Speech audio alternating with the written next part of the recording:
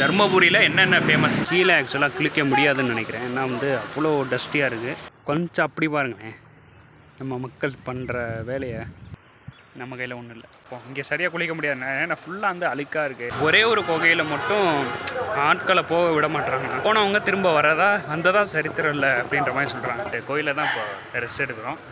இங்கேயே வந்து தங்க சொல்லியிருக்காங்க. இது உள்ளே போகிற மாதிரி இருக்கும், அதாவது ரொம்ப டவுனில் இறங்கி போகிற மாதிரி. வணக்கம், நான் உங்கள் தமிழ் சர்வைவர்.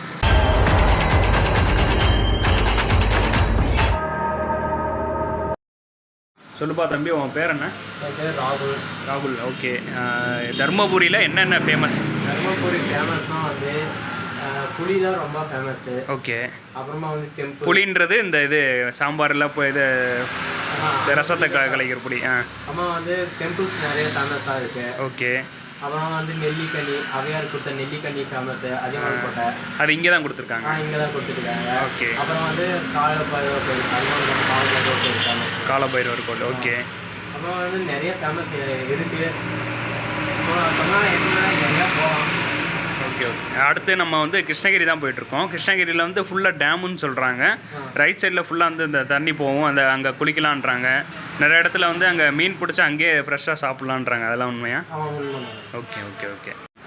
சலூன் கடையிலேருந்து கிளம்பியாச்சு, சார்ஜும் ஃபுல்லாக போட்டாச்சு, அப்படியே போயிட்டே இருக்க வேண்டியதான். தருமபுரியிலேருந்து வந்துகிட்டு இருக்கும்போது பிரதர் வந்து லிஃப்ட் கொடுத்தாரு. உங்கள் பேர்? ரமேஷ் பிரதர் வந்து லிஃப்ட் கொடுத்தாரு. இங்கே கரிமங்கலம் வரைக்கும், காரியமங்கலம் வரைக்கும் லிஃப்ட் கொடுத்தாரு.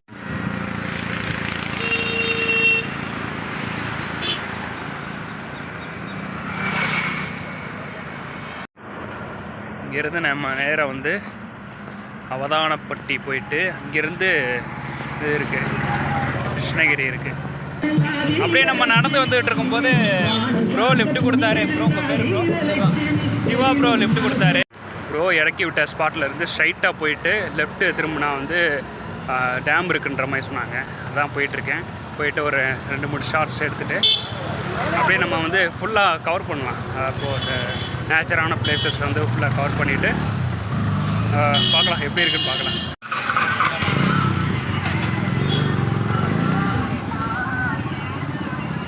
மேலே போட்டிருக்கு. டக்குன்னு ஒரு வியூ பார்த்துட்டு நின்றுட்டேன். நீங்களும் பார்க்குறீங்களா?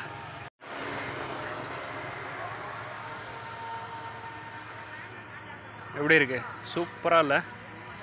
அப்படியே பெரிய ஒரு லேண்ட்ஸ்கேப்பாக வைக்கலாம் போல், அவ்வளோ அழகாக இருக்குது. சரி ஓகே, வாங்க போயிட்டே இருக்கலாம்.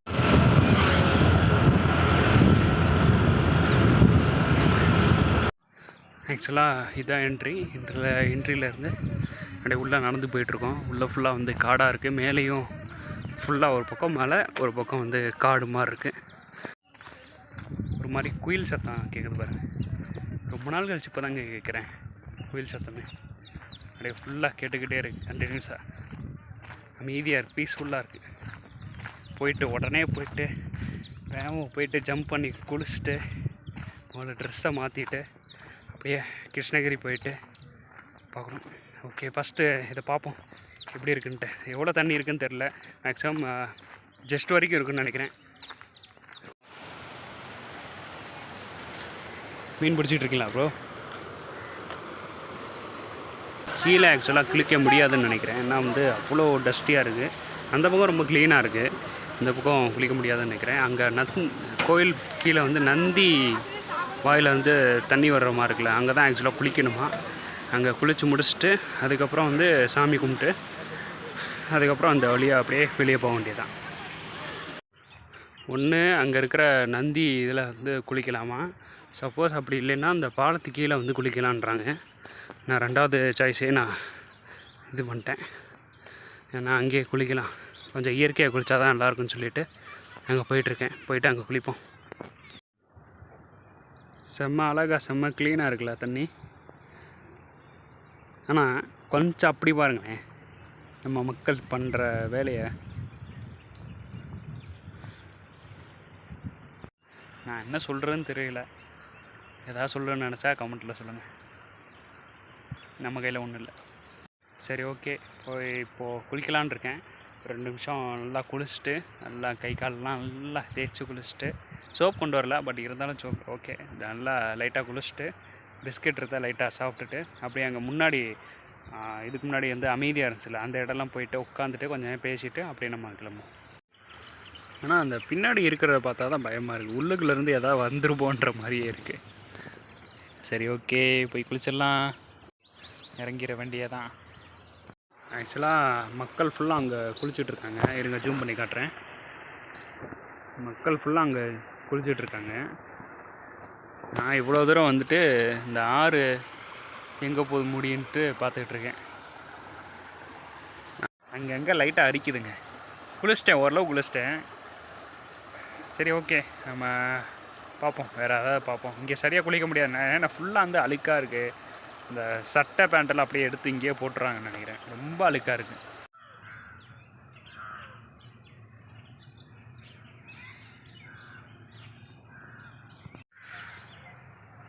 ஆனால் இந்த பிளேஸ்லாம் நல்லாயிருக்கு, இந்த மரம் அதெல்லாம் ரொம்ப நீட்டாக இருக்குது. நான் உள்ளே போயிட்டு அந்த லெஃப்ட் சைடு தான் ரொம்ப டேஞ்சராக இருக்குது குளிக்கிறது.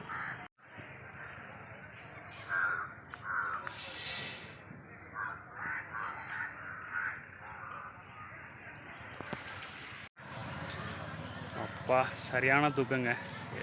இங்கே பக்கத்துலேயே வந்து ஒரு இடத்துல வந்து மட்டன் பிரியாணி வந்து போட்டாங்கன்னு சொல்ல முடியாது, இந்த ஒரு பிரசாதம் மாதிரி என்ன சொல்கிறது, இந்த கிடாவுட்டுன்னு சொல்லுவாங்கள்ல, அது முடிச்சுட்டு சாப்பிட்டோடனே சரியான தூங்கினேன். ஒரு எந்திரிச்சு பார்த்தா 4:30 ஆயிடுச்சு. ஒரு 2.5 மணி நேரம் தூங்கியிருப்பேன்னு நினைக்கிறேன். செம்ம தூக்கம்.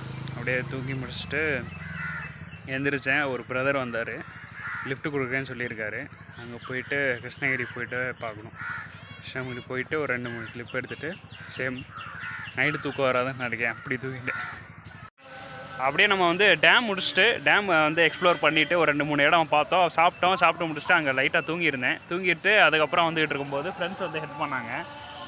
ஆக்சுவலாக ஒரு 20 கிலோமீட்டர்ஸ் இருக்கும். 20 கிலோமீட்டர் முடிச்சுட்டு இங்கே கிருஷ்ணகிரி வந்தோடனே இங்கே வரைக்கும் ஆக்சுவலாக லிஃப்ட் கொடுத்து ட்ராப் பண்ணாங்க. அந்த ஜாலியாக பேசிவிட்டு எக்ஸ்ப்ளோர் பண்ணிவிட்டு அப்படியே நம்ம போய்ட்டு பார்ப்போம். பஸ் ஸ்டாண்டு போயிட்டு நம்ம முடிச்சிடுவோம். கிருஷ்ணகிரி பஸ் ஸ்டாண்ட்லேயே வந்தாச்சு. இங்கே பஸ் ஸ்டாண்டு அப்படியே பேக் சைடில் வந்து பின்னாடி பார்த்தா ஒரு மலை இருக்குது.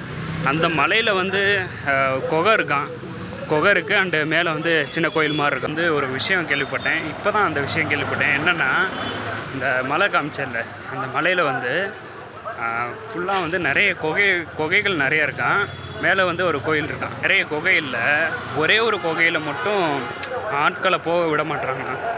அது ஏன்னு கேட்டால், போனவங்க திரும்ப வந்ததா சரித்திரம் இல்லை அப்படின்ற மாதிரி சொல்கிறாங்க. அப்போ வந்து மற்ற குகையிலெல்லாம் பார்த்துட்டு அதுக்கப்புறம் போகலாம். ஸோ அந்த மலையில் வந்து இந்த மாதிரி காணாமல் போகிறாங்கன்னு சொல்லிவிட்டு அந்த ஒரு குகை மட்டும் க்ளோஸ் பண்ணிடுறாங்க. மற்ற குகையெல்லாம் அலவுட் இருக்குன்றாங்க. சரி போய் பார்த்தா தான் தெரியும் என்ன இருக்குன்ட்டு. போய் பார்த்துட்டு ஒன்று எக்ஸ்ப்ளோர் பண்ணுவோம். முடிஞ்சால் ஏதாவது இன்ட்ரெஸ்டிங்காக காட்டுறேன், பார்ப்போம்.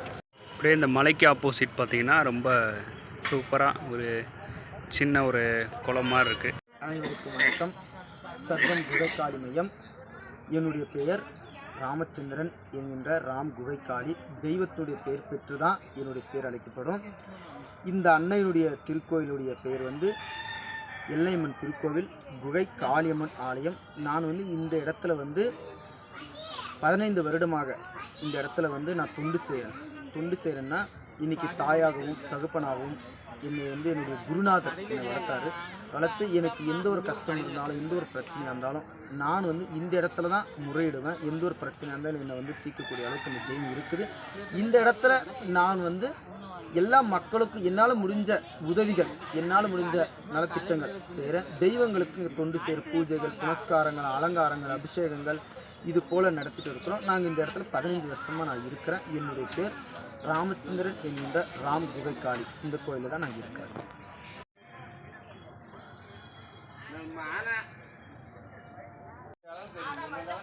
இவர் தான் விநாயக பெருமான், அதாவது முழு முதற் கடவுள். எங்கே போனாலும் எந்த இடத்துக்கு போனாலும் வெற்றி தரக்கூடியவர் யார்? வெற்றி விநாயகர், வீர விநாயகர், முக்தி விநாயகர், பக்தி விநாயகர், அரச விநாயகர், அரச மரத்து விநாயகர், இந்த போல பல பேர் பெற்று இருக்கிறார். இந்த இடத்துல இவர் வந்து குகைக்காளி சக்தி விநாயகர் அப்படின்ற பேர் பெற்று இருக்கிறாங்க. குகைக்காளி சக்தி விநாயகர் அதாவது அன்னையினுடைய பிள்ளை தானே விநாயகர். அதனால் அன்னையுடைய பேர் பெற்று தான் இந்த இடத்துல ஒவ்வொரு தெய்வத்துக்கும் ஒவ்வொரு தெய்வத்தின் முன்புறமாகவும் அந்த அன்னையுடைய பேர் இருக்கும். குகைக்காளி அங்காளி, குகைக்காளி துர்க்கை, குகைக்காளி எல்லையம்மன், இது போல் பேர் இருக்கும். அதுபோல் குகைக்காளி சக்தி விநாயகர்.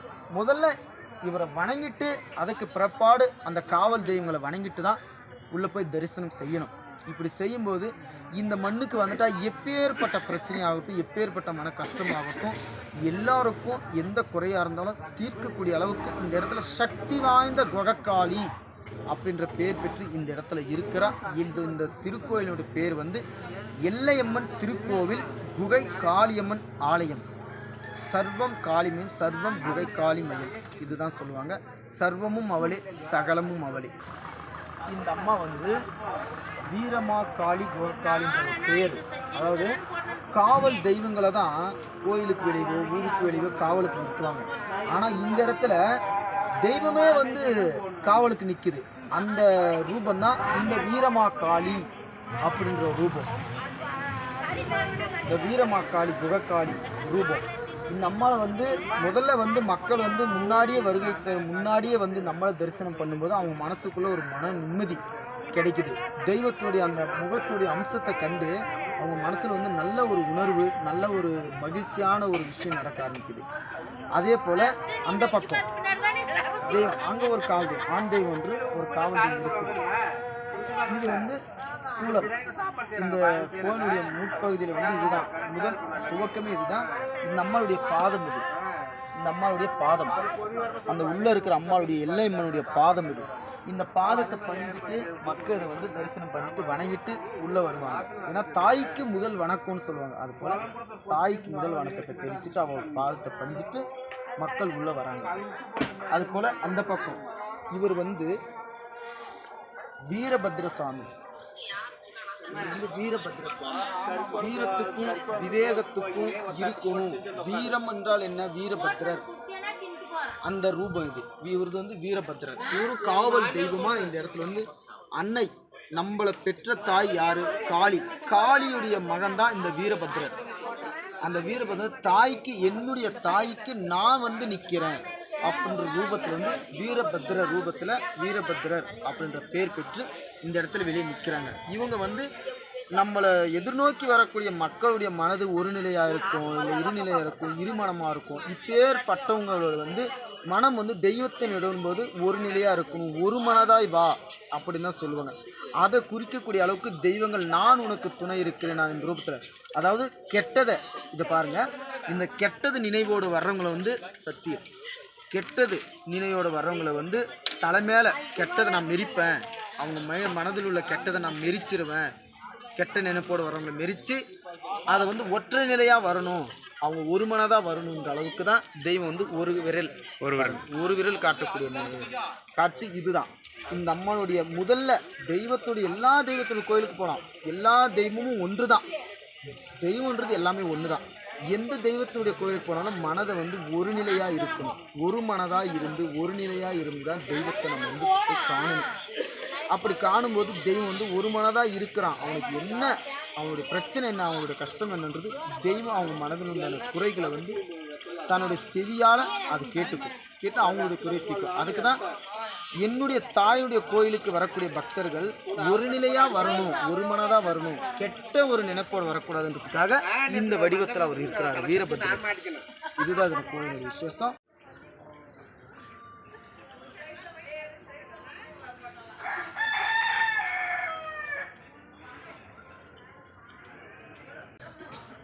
இவருடைய பெயர் குகைக்காளி கருப்பண்ணசாமி. அதாவது அண்ணனுடைய பெயர் பெற்று அந்த குகைக்காளினுடைய பிள்ளை தான் கருப்பசாமி. அதனால் இந்த கருப்பசாமி வந்து தாயுடைய பெயர் பெற்று தான் இந்த இடத்துல வந்து எனக்கு அழைக்கப்படணும் அப்படின்றதுக்காக 18ஆம் படி கருப்பசாமி, சண்டி கருப்பசாமி, வீர கருப்பசாமி, இந்த மாதிரி பல பேர்கள் இருக்கும் பல இடத்துல. இந்த இடத்துல கருப்பண்ணசாமி வந்து பாருங்கள் இவ்வளோ உயரத்தில் நிற்கிறாரு, 21 அடியில் நிற்கிறாரு.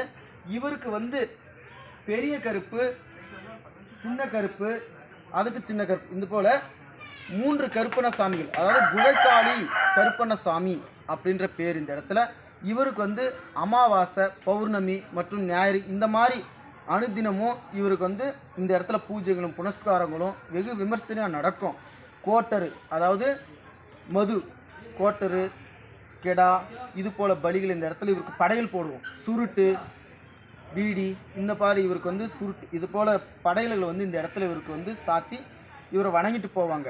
இவரை வணங்கிட்டு போனால் எப்பேற்பட்ட பிரச்சனையாக இருந்தாலும் எப்பேற்பட்ட கஷ்டமாக இருந்தாலும் இந்த குகக்காளி கருப்பண்ண சாமி வந்து தீர்ப்பார்.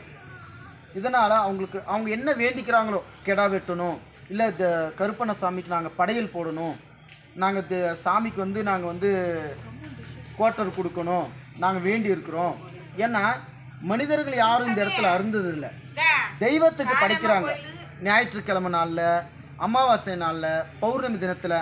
அமாவாசை தினம்னு நீங்கள் வந்து பார்த்தீங்கன்னா இந்த இடத்துல வந்து நிற்கவே முடியாது, அந்த அளவுக்கு மக்களுடைய கூட்டம் அலமோதி நிற்கும்.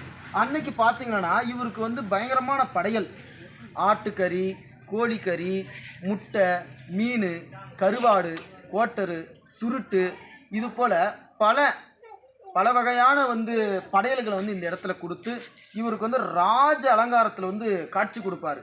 அப்படி கொடுக்கும்போது அந்த பிரசாதங்கள் வந்து எல்லா மக்களுக்கும் கொடுப்பாங்க. அப்படி கொடுக்கும்போது என்ன ஆகுது, அந்த பிரசாதத்தினுடைய மகத்துவத்தினால பிள்ளை வரம் இல்லாதவங்களுக்கு பிள்ளை வரமும் கிடைக்குது. உடம்புல உண்டான பிரச்சனைகள், அதாவது துர்பிசாசு, துஷ்டாத்மா, இந்த போல் பிரச்சனை இருக்கிறவங்களுக்கு கூட இந்த அவருடைய பிரசாதத்தை உண்ணிட்டு போகும்போது தன் உடம்புல உண்டான கஷ்டங்களும் தீருது, தன் மனசுல உண்டான கஷ்டங்களும் தீருது. இவரை வணங்கிட்டு போனாலே அவர் வந்து காவல் காத்து அவங்களுக்கு பிரச்சனை தீர்ப்பார். காரணம், அவளுடைய தாய்க்கு அவள் தாய் என்ன சொல்கிறாளோ, அந்த குகக்காளி என்ன சொல்கிறாளோ அவளுடைய வார்த்தைக்கு கட்டுப்படக்கூடியவர் தான் இந்த குகக்காளி கருப்பண்ண சாமி. தாயோட பேர் பெற்று தான் இந்த இடத்துல விளங்குது.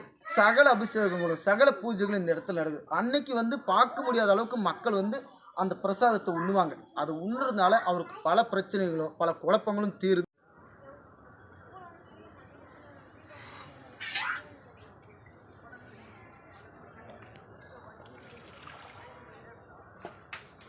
ஃபுல்லாக வந்து பார்த்திங்கன்னா சூளமாக தான் இருக்குது. சூளத்திலே சிவர் அப்படின்னு சொன்னாங்க. சரி, அதே மாதிரி பார்க்குற மாதிரி சூளத்தில் ஃபுல்லாக செவராக தான் இருக்குது. சாரி, செவரே சூளமாக தான் இருக்குது.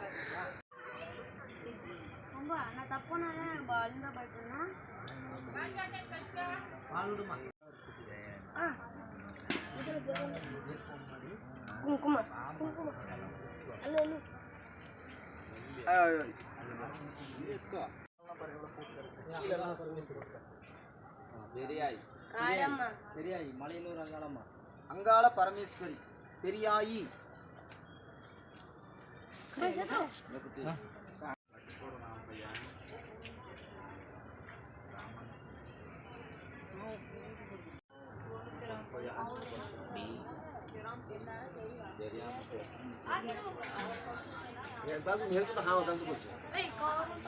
நீங்கள் பார்த்துருப்பீங்க இன்டர்வியூஸ் எப்படி இருக்குன்றதை பார்த்துருப்பீங்க. ஆல்மோஸ்ட் நம்ம வந்து கோயிலில் தான் இப்போ ரெஸ்ட் எடுக்கிறோம்.